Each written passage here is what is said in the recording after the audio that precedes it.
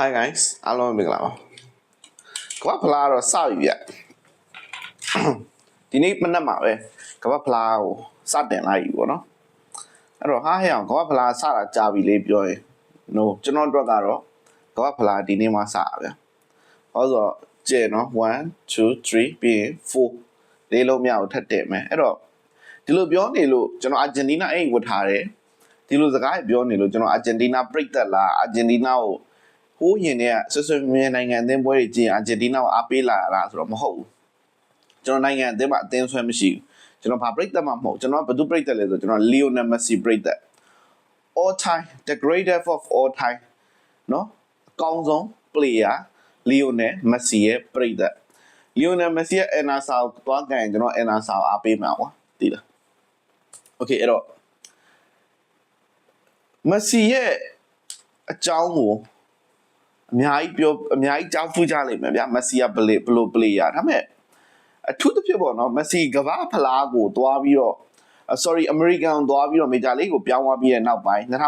2022ကမ္ဘာဖလားပြီးရဲ့နောက်ပိုင်းမှာ4နှစ်လောက်ခြားသွားတယ်ပေါ့နော်အဲ့တော့အတွင်းမှာဒီဘောလုံးပြိတ်သက်တွေဘောလုံးပွဲကိုအခုမှ4နှစ်လောက်အတွင်းမှာစကြည့်လာတဲ့ခြာတိတ်လေးတွေနော်လူငယ်တွေ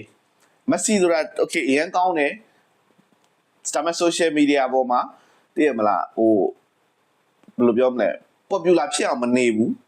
ဘောလုံးကစားသမားဘောလုံးတစ်ခုပဲကစားတယ် interview တွေမလုပ်ဘူး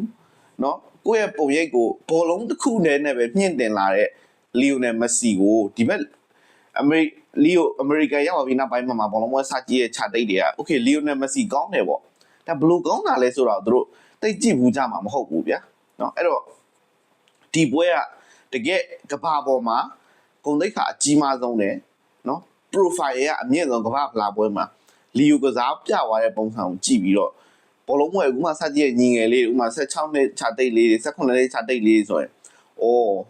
ဒါမက်ဆီပါလားဆိုတဲ့ဟာကိုတို့မျက်ဝါးထင်မြင်လိုက်ရတဲ့တကယ်ကြိုက်ပွဲကြီးမှာမက်ဆီရဲ့ခြေစွမ်းဗျာနော်အဲ့တော့စောင်းကောင်းတယ်ဗျာသိလားကျွန်တော်ဆိုမက်ဆီ hat-trick ရသွားပြီမက်ဆီကိုထုတ်လိုက်တော့ကျွန်တော်ပိတ်လိုက်ပြီစမ်းကြည့်တော့အတင်းနာပွဲကျွန်တော်ပြောချင်တယ်ပဲအဲ့လိုဗျအဲ့တော့ဆောင်ရဲကိုကောင်းတယ်သူ့လက်သူ့ခြေ hat-trick သွင်းတာဂိုးသွင်းတာတခုတည်းကိုပဲပြောချင်တာမဟုတ်ဘူးဗျသိလားဂိုးသွင်းတာတော့ okay တက်ပင်ဂိုးတဘိုးလဲပါတယ်ဒါပေမဲ့အဲ့တက်ပင်ဂိုးကြောင်းလဲကျွန်တော်ပြောဦးမှာနော်အရင်ပညာပါတယ်ထားပါတော့အဲ့တော့ဂိုးသွင်းတာတခုတည်းကိုပဲမကြည့်နဲ့မက်ဆီရဲ့ခြေထောက်ထဲကိုဘောလုံးထိလိုက်တာနဲ့သူ့ရဲ့ touch ပေါ့နော်သူ့ရဲ့အဲ့ magic touch လို့သုံးနှုန်းရမလားအဲ့လိုမျိုးဘောလုံးပြန်ခင်းမင်းလိုက်တဲ့ pass လေးတွေလှည့်လိုက်တာလေးနေရာတိုင်းမှာသူရှိသိလားမက်ဆီကနေရာတိုင်းမှာရှိ okay off the ball moment မှာသူလမ်းလေးရှောက်ပြီးအဲ့လိုပြုံးလေးနဲ့ဟိုကလုံးမလို့ဒီကလုံးမလို့သိမလားလုံးနေမဲ့ဘောလုံးပြန်ရောက်စွာနဲ့တွားပြီအဲ့မှာတခုခုမင်းလာမက်ဆီရဲ့ပြိုင်ဘက်အသေးဆိုမင်းခေါင်းမိတောက်နေပြီဘာလို့လုံးအောင်မသိတော့လောက်အောင်အရန်ကိုမှပြိုင်ဘက်ကစားမအသင်းပေါ်နဲ့ချိတ်ဆက်တယ်ရလာတဲ့ဘောလုံးတွေနဲ့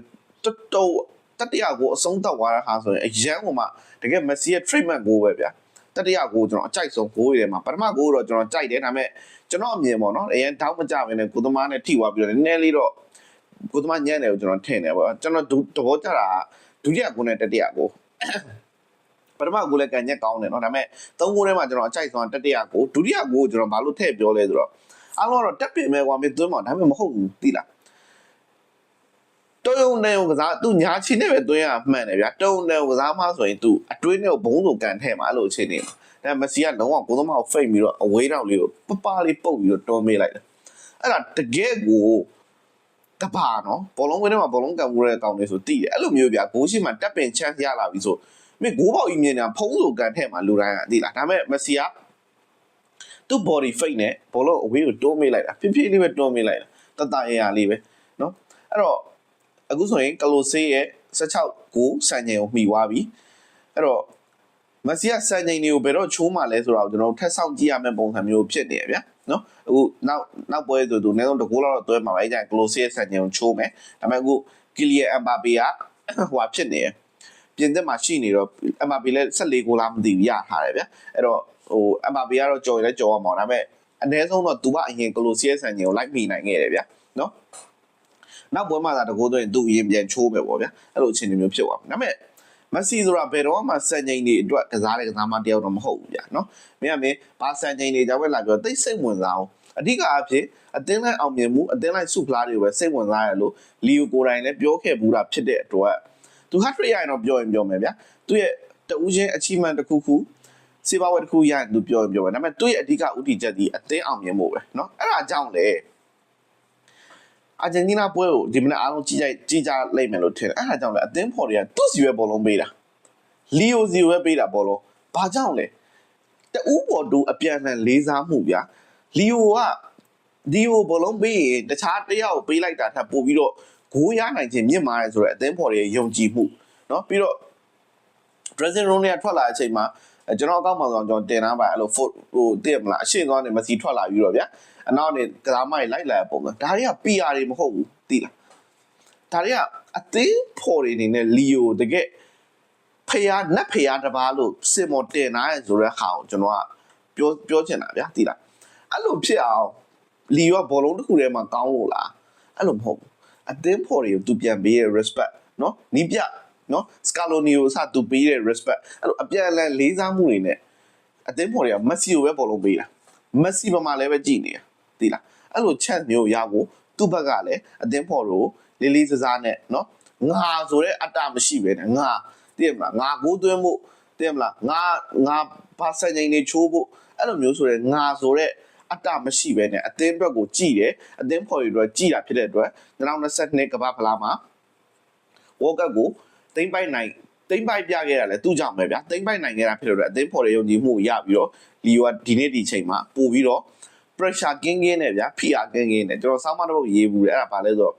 မက်ဆီဒီ2022ကမ္ဘာဖလားမှာဘောလုံးကစားနေတာ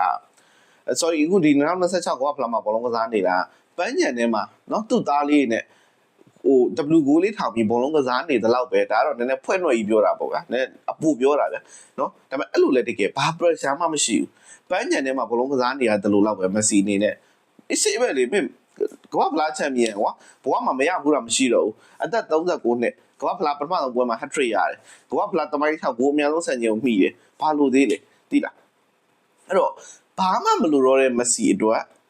ဘာမှမလိုတော့တဲ့မက်ဆီဆိုတဲ့အဲ့သူ့ကင်းဝေးထားသူ့ကင်းစီတဲ့ PR တွေရပဲမက်ဆီကိုပို့ပြီးတော့ကောင်းလာစေမယ်ပို့ပြီးတော့ကျွန်တော်အနေနဲ့ဟိုဒီချက် amazing ဖြစ်တဲ့ဟာတွေဗျာဒီချက်မမျောလင့်ထားတဲ့မက်ဆီနဲ့ပတ်သက်ရင်တော့ဗျာကာတာလုတ်ပြမယ်ဆိုတာမျောလင့်ထားရင်ဘယ်သူမှအဖွင့်ဝဲမှာ hat-trick သွင်းပြီးတော့ဒီလိုမျိုးလုတ်ပြမယ်တော့မထင်ဘူးဒါသူ့ဘဝရဲ့ပထမဆုံးနိုင်ငံအသင်းနဲ့ hat-trick လာတော့ကျွန်တော်မသိဘူးဗျာဒါ not sure မသိသေးဘူးထားပါတော့ဒါပေမဲ့PR ကင်းနေတဲ့လီယိုတယောက်ရှေ့လာမဲ့ပွဲစဉ်တွေမှာလည်းသူ့အနေနဲ့ဒါမျိုးတွေထပ်လုပ်ပြအောင်ပါပဲသိလားအဲ့တော့ကျွန်တော်တို့မက်ဆီပရိသတ်တွေအတွက်တော့တကယ်ကိုပျော်စရာကောင်းတဲ့မနက်ခင်းအပြင်ကိုမက်ဆီပရိသတ်မဟုတ်တဲ့သူတွေက message ထပ်ပေးလိုက်သိလားအဲ့ဒါဘာလဲဆိုတော့ညီကိုတို့เนาะခင်ဗျားတို့အနေနဲ့ဘောလုံးပွဲကိုကြိုက်တယ်ဘောလုံးပွဲကိုကြည့်တဲ့ပရိသတ်တယောက်ဖြစ်တယ်အဲ့ချိန်မှာလီယိုနယ်မက်ဆီထပ်ပိုကောင်းတဲ့ကစားမတယောက်ကမ္ဘာပေါ်မှာရှိနေတယ်ဒါမှမဟုတ်ရှိခဲ့ဘူးတယ်လို့ခင်ဗျားတို့ထင်နေဆိုရင်အဲ့ဘောလုံးပေါ်တည်တဲ့เนาะမိတ်ဆွေတို့ရဲ့ညီကိုတို့ရဲ့တိချင်းတရားပေါ်နည်းနည်းရှက်တဲ့တယ်လို့ကျွန်တော်ကတော့အဲ့လိုမျိုးထင်တယ်ဗျာเนาะโอเคအဲ့တော့ဗီဒီယိုလေးကဒီလောက်ပါပဲကျွန်တော်ကိုနိုင်လည်းမတင်တာကြာပြီဒါပေမဲ့ကျွန်တော်လီယိုနယ်မက်ဆီနဲ့အာဂျင်တီးနားပွဲတွေမှာ review ဒါမှမဟုတ်အခုလိုမျိုးဗီဒီယိုလေးလုပ်ပြအောင်စူးစမ်းပါမယ်အားလုံးကျေးဇူးတင်ပါတယ် see you guys